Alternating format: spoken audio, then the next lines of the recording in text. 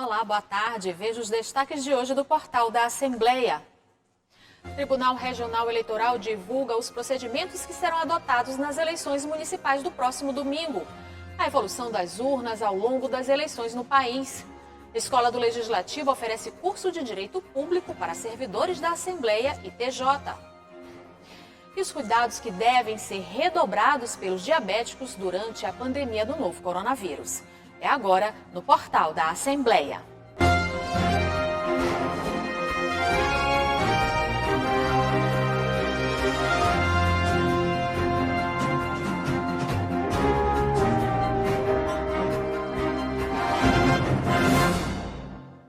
Eleições 2020.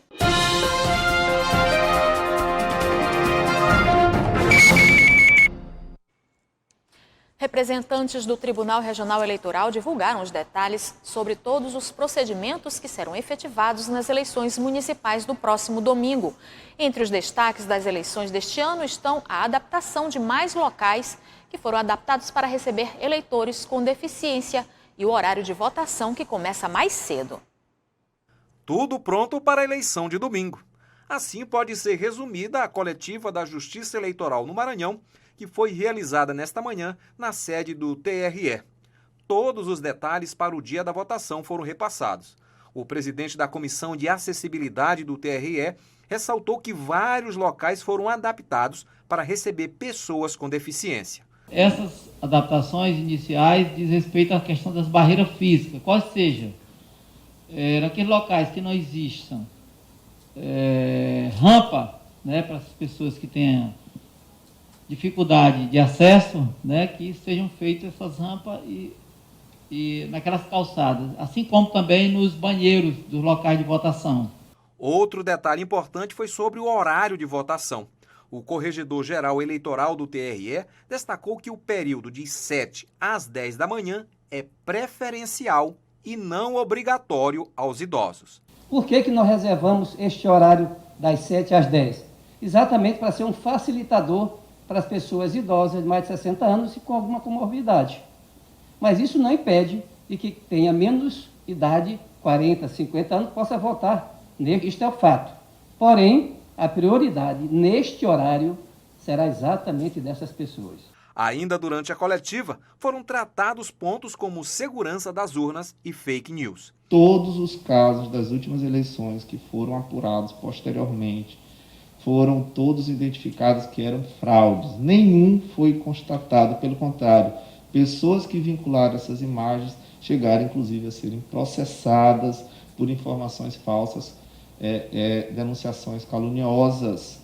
E que em sistemas democráticos, que no dia da eleição é necessário você ter a calma, a tranquilidade para bem exercer o seu direito democrático constitucional, as pessoas que assim o fazem de maneira a tumultuar, de maneira ilícita o processo eleitoral. O presidente do Tribunal Regional Eleitoral tratou sobre julgamentos de processos de registros de candidaturas para o pleito de domingo. Nós já julgamos mais da metade, já julgamos 283, tem ainda um remanescente de 283 já foram julgados, tem um remanescente de 263 processos que já estão em fase conclusiva de julgamento. Mais de 1.200 policiais militares embarcaram hoje pela manhã para reforçar a segurança das eleições no interior do estado.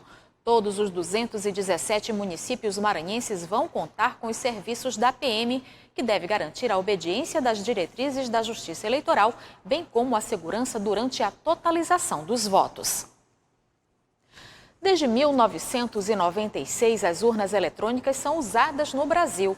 Em 2000, as urnas de lona foram definitivamente aposentadas, o que refletiu diretamente na apuração dos votos e garantiu mais segurança e transparência no resultado das eleições. Na reportagem de Márcia Carvalho, com imagens de João Oliveira e produção de Milena Dutra, você vai conhecer a evolução histórica desse importante equipamento das eleições no país. Desde o período colonial, época em que aconteceu a primeira eleição no Brasil, o processo eleitoral evoluiu no país. Não apenas as leis. as urnas também mudaram. O primeiro modelo era de madeira e foi utilizado até a década de 60, até ser substituída pela urna de lona, um material mais leve para o transporte e com lacres, que garantiam a inviolabilidade dos votos. As urnas de lona foram utilizadas por cerca de 30 anos.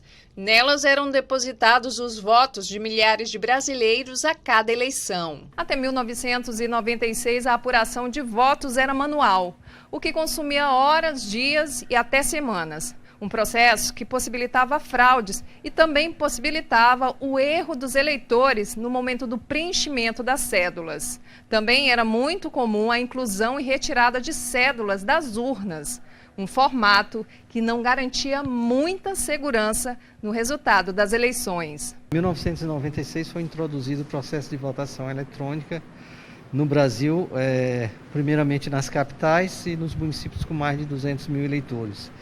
A evolução do processo e da própria urna eletrônica, ele vem com a evolução da tecnologia. Tá? Para você ter uma ideia, naquela época, tá, o único dispositivo de memória que a gente tinha disponível para armazenar dados era o disquete. Então, aquela primeira urna, a urna modelo 96, ela tinha 2 drives de disquete, e esses eram os dispositivos de armazenamento. A urna eletrônica garantiu mais segurança e transparência no resultado das eleições. A primeira versão também evoluiu na medida em que a tecnologia avançou. Os votos que antes eram preenchidos em cédulas passaram a ser computados pela máquina eletrônica, o que tornou o processo de apuração ainda mais veloz, permitindo, inclusive, em eleições mais recentes, o uso da digital do eleitor pelo sistema de biometria. A partir de 2006 foi introduzida a possibilidade da urna fazer a leitura da digital. Isso já prevendo a possibilidade de um reconhecimento biométrico do eleitor, o que veio a acontecer de forma experimental na eleição de 2008, tá, em 3 municípios do país, e aqui no Maranhão a biometria começou na eleição de 2010. Para as eleições 2020, a Justiça Eleitoral disponibilizou mais de 500 mil de urnas eletrônicas para atender a 5.570 cidades brasileiras. A segurança do voto pela urna eletrônica continua garantida. De acordo com o secretário de TI do Tribunal Regional Eleitoral do Maranhão, o equipamento não permite fraude. Na concepção da urna, desde a primeira urna, ela não tem nenhum dispositivo de conectividade, tá? A única conexão que a urna tem é com a tomada elétrica. Ela está ligada somente na tomada elétrica. Não tem recursos como eu tenho nos dispositivos atuais de Wi-Fi, Bluetooth, até mesmo rede cabeada não é possível porque a concepção da urna não prevê isso, exatamente por uma questão de segurança, né? Hoje o processo é totalmente auditável, tá? Existe vários pontos de auditoria, desde o início da confecção dos programas da urna pelo Tribunal Superior Eleitoral, até esse momento que nós estamos vivendo hoje, que é o processo de carga e lacre das urnas, onde é possível os interessados fazer auditoria, verificando a autenticidade, tá, e a integridade dos programas que estão sendo colocados na urna. Termina hoje a veiculação da propaganda eleitoral gratuita no rádio e na TV dos candidatos que concorrem às eleições municipais. A divulgação paga na imprensa escrita de propaganda eleitoral e reprodução na internet termina amanhã. Já no sábado será o último dia para a propaganda eleitoral por alto-falantes ou amplificadores de som, distribuição de material gráfico, caminhadas, carreatas ou passeatas. E veja no próximo bloco, a Escola do Legislativo oferece curso de Direito Público para os servidores da Assembleia. E os cuidados que devem ser redobrados pelos diabéticos durante a pandemia do novo coronavírus. O portal volta já.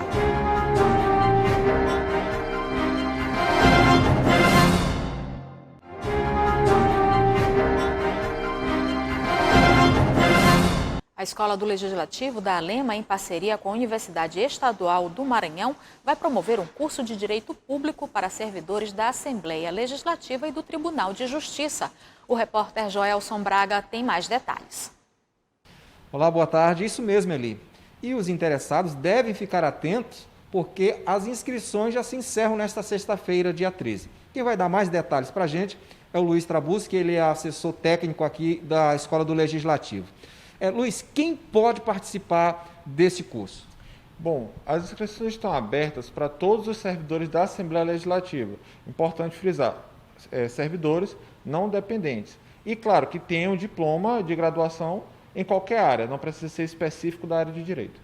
Agora a gente vive um momento de pandemia, né? Como é que vão funcionar essas aulas? Carga horária para quem está interessado? Bom, o curso tem uma carga horária de 465 horas aula e prioritariamente agora vai ser de forma online. Geralmente às sextas e sábado para disciplinas de 30 horas e para disciplinas de 45 horas, quinta, sexta e sábado no período da noite e tarde também. E assim, depois, né, que passa esse período de pandemia, as aulas retornam para acontecer na Assembleia Legislativa. Então as inscrições ainda estão abertas, encerram nessa sexta-feira. E quem está interessado, o que é preciso para se inscrever? Bom, além dos documentos básicos, como CPF, comprovante de residência, é importante frisar a cópia, né, do currículo e também da conclusão de curso, do seu diploma, e tem que se fazer um memorial descritivo de 3 páginas até 3 páginas, dizendo a motivação que você quer fazer esse curso e tudo mais. Outro documento importante é a comprovação de tempo de serviço na Assembleia Legislativa, porque isso é um critério de pontuação e é uma dúvida constante dos servidores, e isso você consegue no Recursos Humanos, no RH. Ok, Luiz, obrigado aí. Daí, portanto, ali, as inscrições encerram nessa sexta-feira, e o interessante também é que as inscrições são gratuitas para os servidores da Assembleia Legislativa. Joelson Braga, para a TV Assembleia. E depois de 7 meses de portas fechadas, os cinemas em São Luís anunciaram a volta das atividades para hoje. Mas o retorno deve obedecer às regras sanitárias determinadas pelo governo do estado. Entre as determinações estão o uso de máscara, limpeza das mãos, distanciamento social, fileiras alternadas, um assento vago entre 2 assentos e limpeza constante das salas de exibição. Pessoas do grupo de risco ou que apresentarem qualquer sintoma não devem frequentar o local.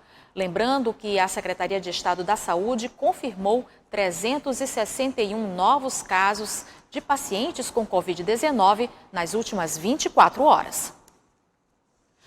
No próximo sábado, dia 14 de novembro, é o Dia Mundial do Diabetes. A intenção da data é conscientizar a população sobre a importância da prevenção e educação nos cuidados de pacientes com a doença.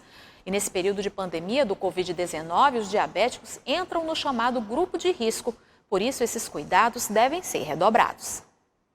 No dia a dia desta radialista, o depósito com seringa e insulina é companhia inseparável. Ela descobriu a diabetes há mais de 20 anos. O que mudou na tua vida?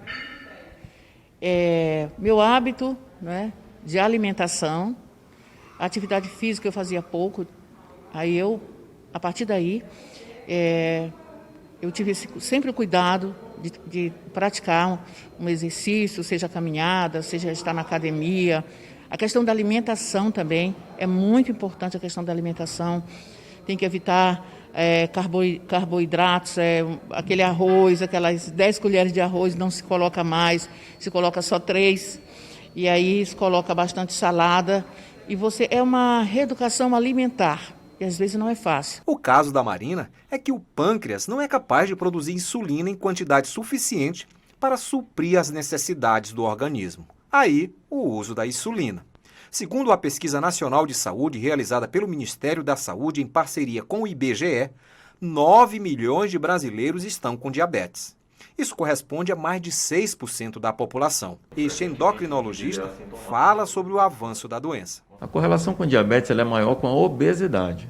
Então, é claro que se você tem uma alimentação completamente errada, né, não come aquilo que deveria, você tem uma tendência maior para o ganho de peso. E isso coloca você sob risco para desenvolvimento do diabetes, especialmente do diabetes do tipo 2. E isso é mais comum em pessoas que têm uma história na família de diabetes. Então, quando você agrega uma alimentação inadequada, excesso de peso, com uma história familiar, ou seja, uma genética que propicia você o desenvolvimento do diabetes, isso aumenta a chance de evolução, especialmente para o diabetes do tipo 2. A melhor forma de prevenção do diabetes é adotar um estilo de vida saudável, com prática regular de atividade física e alimentação equilibrada. A consulta médica é sempre importante e os exames de rotina também ajudam a identificar o surgimento da doença. Existem ainda os sinais que devemos estar atentos, como lembra o endocrinologista. Então é preciso lembrar que a forma mais comum de diabetes, que é o diabetes do tipo 2, frequentemente é assintomática. Acontece principalmente em indivíduos obesos após os 40 anos, e ela tende a ter uma evolução que às vezes o indivíduo tem apenas uma turvação visual, uma cãibra nos membros inferiores, e faz às vezes o diagnóstico do diabetes numa fase mais tardia, quando já há alguma complicação da doença. Mas existem sintomas que nós chamamos de sintomas clássicos do diabetes, que é a perda de peso, o emagrecimento, o excesso de urina, o excesso de sede e a fome aumentada. Então, uma coisa que chama a atenção, especialmente nas crianças, para o diagnóstico de diabetes, é você estar com aumento da fome e perda de peso. A Marina toma insulina 3 vezes ao dia.